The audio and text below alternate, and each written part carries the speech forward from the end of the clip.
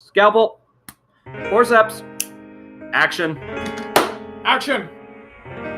Hello, ladies and gentlemen, and welcome to the operating room. This is Cinema Surgeons. Today's patient is an Adam Sandler film by the name of Click. And just by hearing that it's Adam Sandler, you guys can tell that this is going to be a great seal of quality.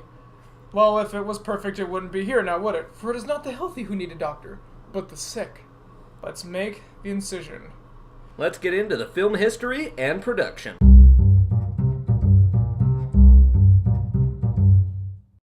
This is going to be a fun one to talk about, being that it has no remarkable history at all.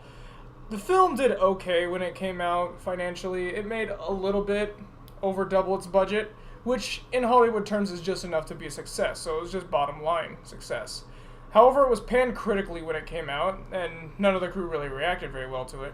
It was directed by Frank Carrassi, I hope I'm pronouncing that right, and it was written by Steve Coren and Mark O'Keefe. I'm also hoping I'm pronouncing that right. Released by Happy Madison and Columbia Pictures in 2006, it was hyped up big time, only to end up disappointing a lot of audiences and, like I said, doing middling in the box office. That's not the interesting part. What is the interesting part is that this is the only Adam Sandler movie to be Oscar nominated for its makeup. Which, admittedly, the makeup is stunning. Good. It's stunning. Yeah. Sandra Bullock is in this, and when she's old, she looks really old. Yeah, you can't even tell it's her half the time. And then the rainstorm scene, the makeup stays on really well. Right. I mean, it didn't win because it was up against Pan's Labyrinth, but to be fair, no one can beat it in that department. But we were kind of surprised because we didn't know that Pan's Labyrinth was nominated, so we were like, did Adam Sandler really get snubbed at the Oscars? And no, he didn't. No. I was a little worried when I saw this was nominated for Oscar. I'm like, please don't say Best Picture. Please don't say Best Picture. Because, just a spoiler, this is not Best Picture material. But let's get on to the next part.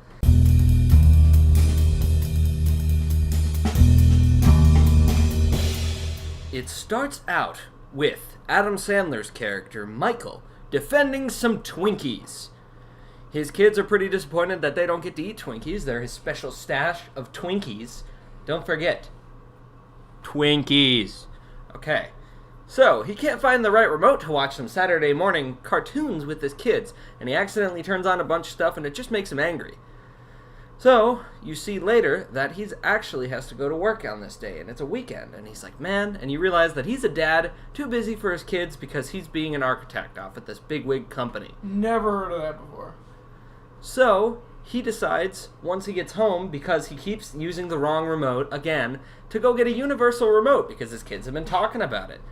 He goes to Bed Bath & Beyond to find a universal remote.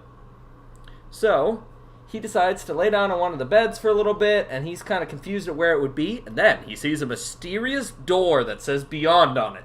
He goes into this back room, and he meets an inventor named Morty, played by Christopher Walken. Joy! Once he gets home with the new remote, he goes to try out the remote while eating some yodels. Gotta love them yodels. So, he then pauses his wife, but he doesn't notice he pauses his wife, and then he unpauses her. He starts to do more stuff with the powers of the remote, and then he begins to think he's high because of the combo of yodels and cough syrup.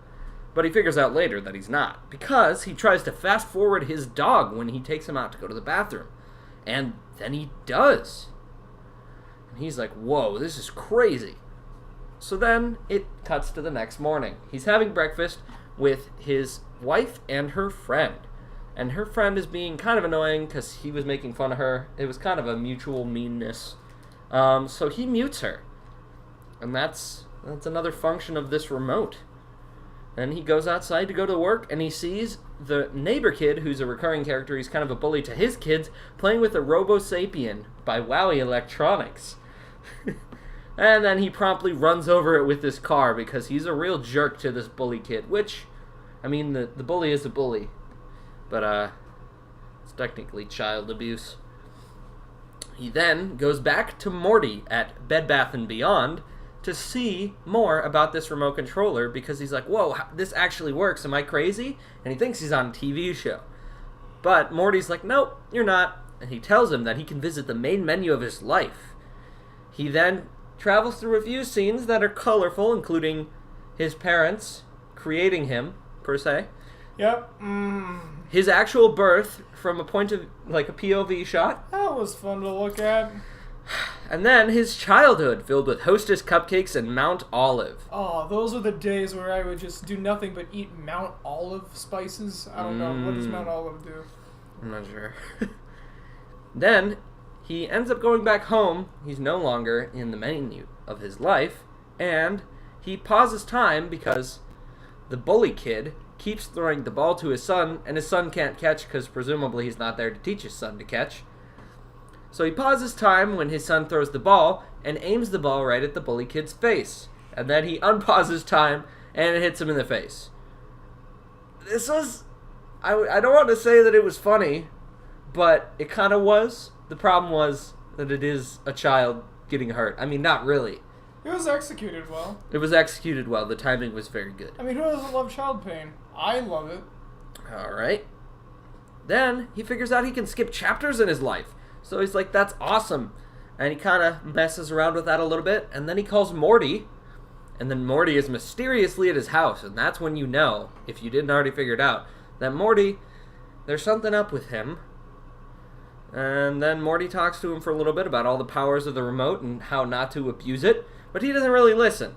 So he goes driving the next day. And he sees Terry Crews's character pull up next to him singing a song, which, as Terry Crews does, is executed very hilariously.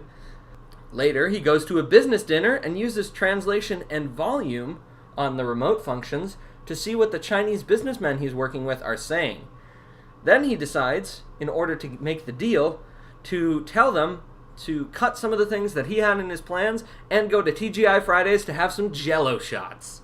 He then thinks he's going to get a raise from his boss because his boss promises that to him, so he gets his family some gifts. His wife asks him a question about his first kiss, and he had forgotten it, so he goes back in time to relive that. And it's at this point where you realize the story hasn't started yet. I mean, he's gotten the remote and all, but more on that later.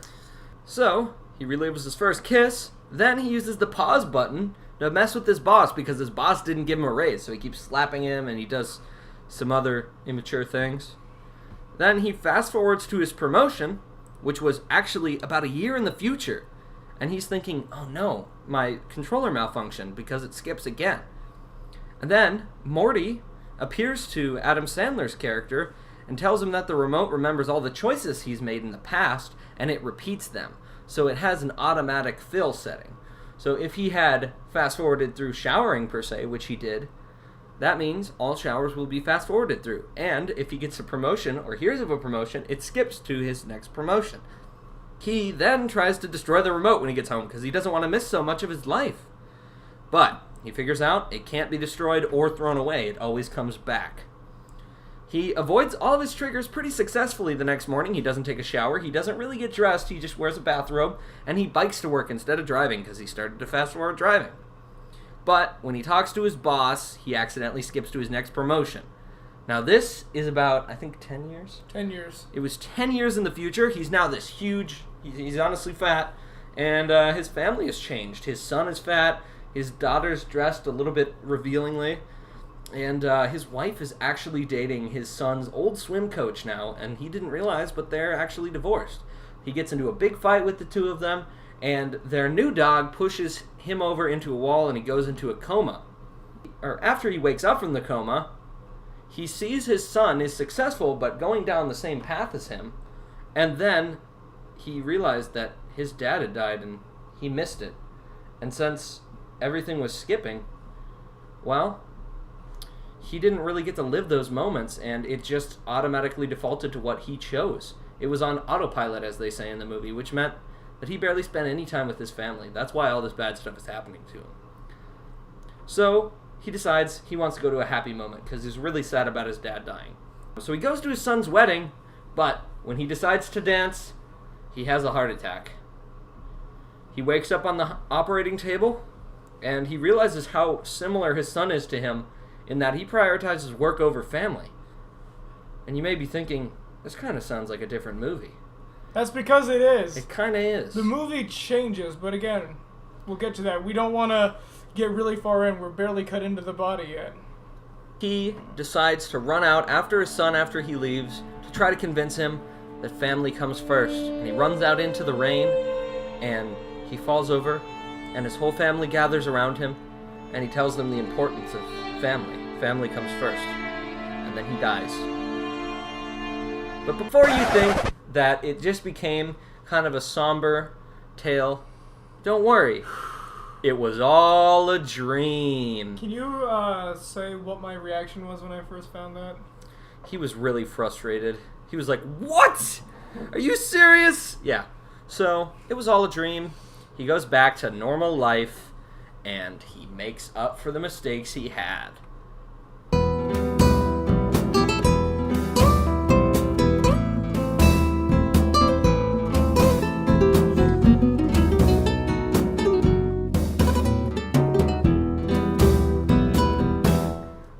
To the analysis of the good and the bad of this movie. First of all, this is 2 movies. It's not 1.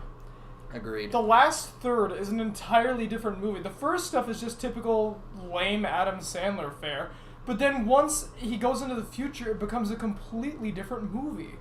Right, and honestly, the last third, where he's skipping through life and his decisions are catching up with him, it's really touching. There's a lot of emotional moments. The characters start becoming really well written, and the scenarios are very good. The score changes too. Yeah. It goes from cheesy jukebox musical style score to actually having orchestral music to it. Right. And this would be fine if it had any transition. It starts off as just typical stupid comedy, and then it just becomes another drama. Yeah, and that's the biggest concern we have with this film. I think that's why people hated it so much at the time, is because... I understand that. I mean, I liked the last third way better than I did the first 2 parts because I'm not a Sandler fan.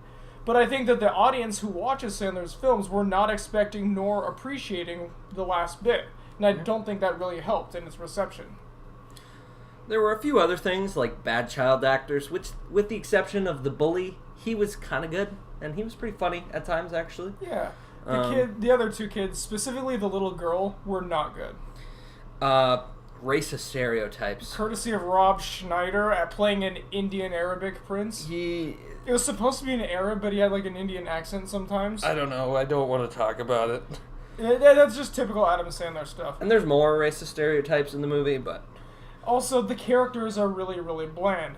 Adam Sandler plays Adam Sandler. As always, this never changes. The wife is just the typical wife. The kids are just kind of there. The side characters are just one-off jokes that just have mouths. Until, of course, the last act. And then in the last act, they become fully fleshed out characters. And the emotions are really good. We were getting the feels when he was going back to see his father. Yeah. So, there was another thing. I don't know if you noticed in the synopsis of this film. He hit it pretty well. There's a lot of product placement in this movie, and I didn't list most of it because that would have taken too long. So I'm just going to have a very quick announcement of all the product placement. Twinkies, Bed Bath & Beyond, Corn Flakes, Lay's, McDonald's, Ayers Hotel, Farmland Milk, 7-Eleven, Milk-Bone Dog Treats, and Coca-Cola. Thank you. And, of course, Mount Olive. And Mount Olive. That was in the synopsis. Uh-huh. But, jeez. My biggest complaint, though, is that the remote he had was not the one on the cover. No, I'm just kidding. That was very minor, but I noticed it because I had seen the cover a lot. I just had never watched the movie up until this point. Mm-hmm. This is also a minor nitpick, but I wonder what would have happened if he pushed stop. That's what I thought was going to happen. Cause I did too, yeah. I heard this got like a really serious tone at the last word, but I didn't know it was going to be like this. Right. But that genre change, that's the biggest problem. That was the biggest thing. I mean, of course, there's that typical dumb, childish Adam Sandler humor that's just not funny, but it's that genre change. Right. So, how would you put this? Is this a mild case, a moderate case, or terminal? I would say it's moderate. I think there's a lot of potential for this movie, and even Adam Sandler said he would go back and redo this. And I agree with him. I think that this could call for a reboot, and it could go for one of the 2 tones. Exactly. So now we're going to the improvements, where we take the pieces that don't work and then replace with the stuff that does.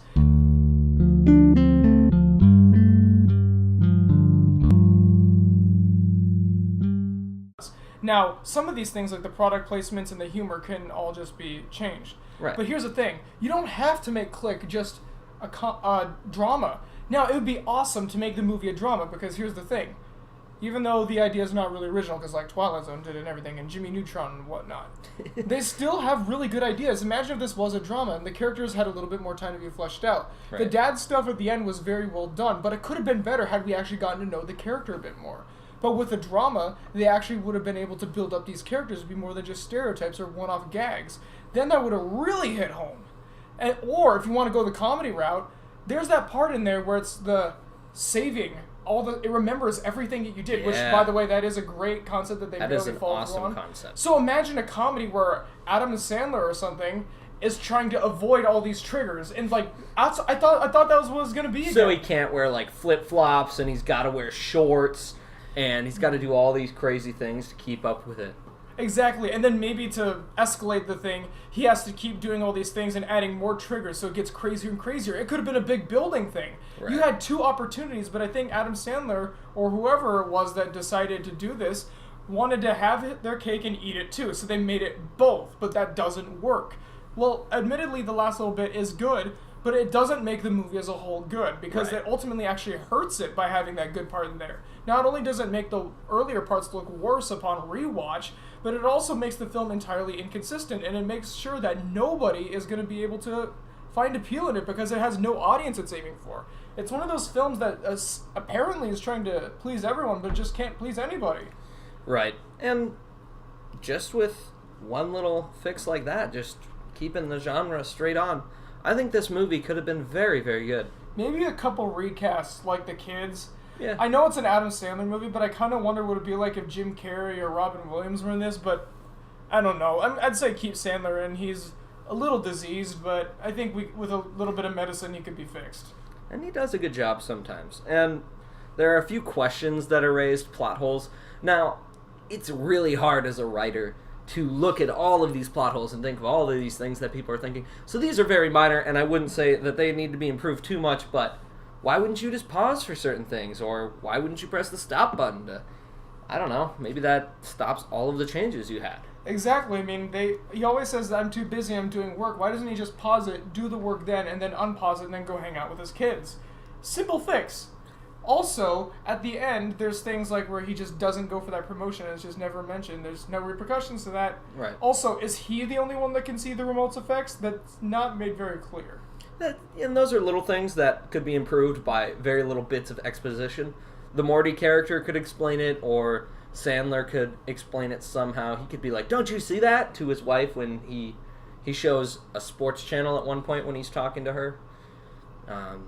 It was pretty clear that she didn't see that, but that doesn't mean she didn't see the other things. And also a slight nitpick is he got accustomed to that remote really quickly. It's like the second, like as soon as he found out he did, he just loved it. There's not a good sense of time for it. No. Actually, that's another thing is the pacing. The pacing is a little bit of an issue. That's mostly because of genre, though. Yeah, that is a genre thing, because the comedy stuff drags, while the other stuff feels natural. I think that's why there are two people writing this. Maybe one wrote the first bit and then the other one wrote the other bit. Right. And then Sandler couldn't decide which script he liked both, so he just decided to do the old King Solomon thing and split them in two and then staple them together. Yeah. But if that's the case, then is there a reverse version where it starts off all serious and then it becomes a comedy? The world may never know. And with that, we stitch up Click and return him to his family of Adam Sandler movies. Yeah, welcome to that Happy Madison family. Oh boy, say hi to Blended for me. Alright, ladies and gentlemen, you guys have a good one. Be sure to drink lots of Volvic mineral water, #sponsor.